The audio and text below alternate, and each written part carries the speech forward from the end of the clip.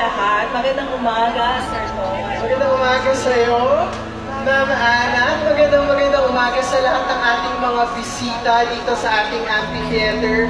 Maaari po ba siguro ngayon palakpakan lang po muna natin ang ating mga sarili dahil tuloy na tuloy po ang taas ng energy ng mga bisita natin. Totoo, kasi naman binigayaan tayo ng magandang panahon ngayong umaga. At sa ating mga magsisipagtapos, kung naririnig niyo po kami, maaari po ba kaming makahingi ng isang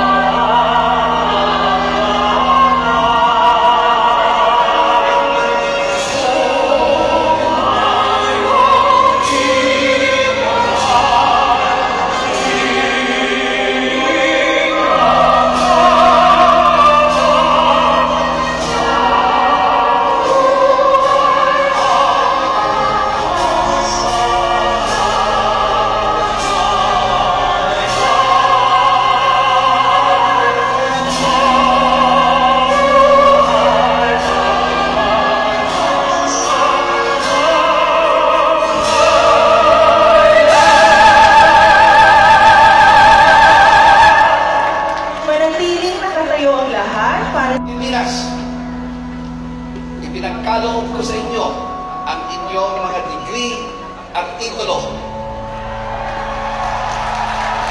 na inirekomenda sa inyo. Kasama dito ang lahat ng karangalan, karapatan, pribilehiyo, 10 na mga pananagutan na akibat dito. Congratulations!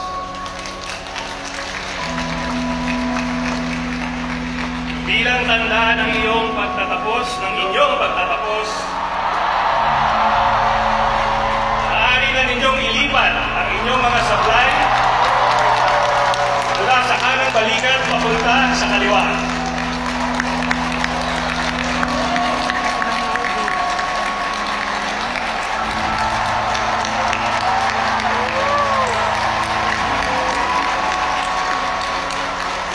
Isang mainit na pagbati sa lahat ng mga nagsisipagtapos ngayong 2024. Mabuhay po kayo! Mabuhay ang UP Diliman! Mabuhay ang Universidad ng Pilipinas! 38 magna cum laude at 7 summa cum laude. Bachelor of Science in Architecture.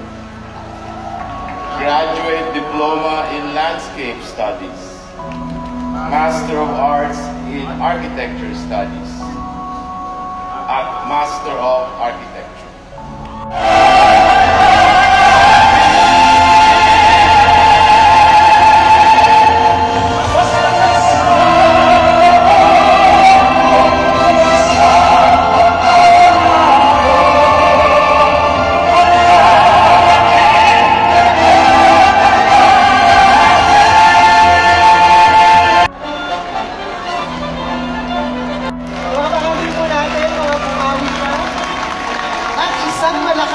Sigawan para sa ating mga dekano ng mga koleyo.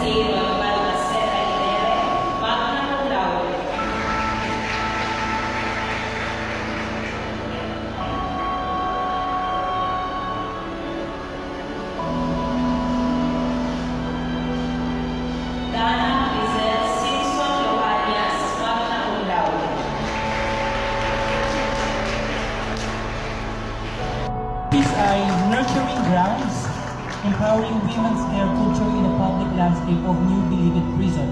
Sa ilalim ng patnubay ni na Assistant Professor Madonna Danao and Landscape Architect Norman June Rico.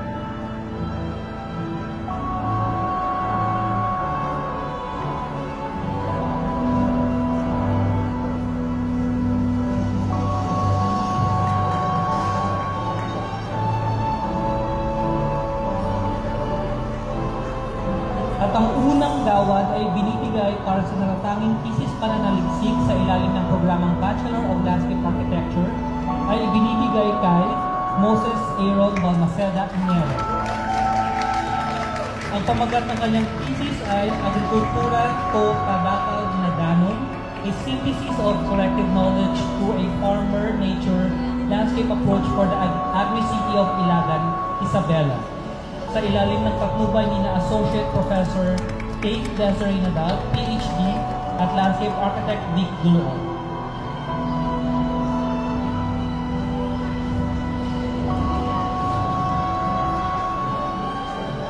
Magbati sa mga pinaramagan.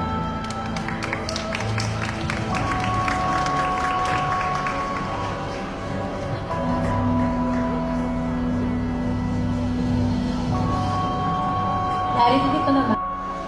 38 magna cum laude at 7 summa cum laude. Makakahalin po natin mga bumawi na at isang malakas pang sigawan para sa ating mga dekano ng mga kolehiyo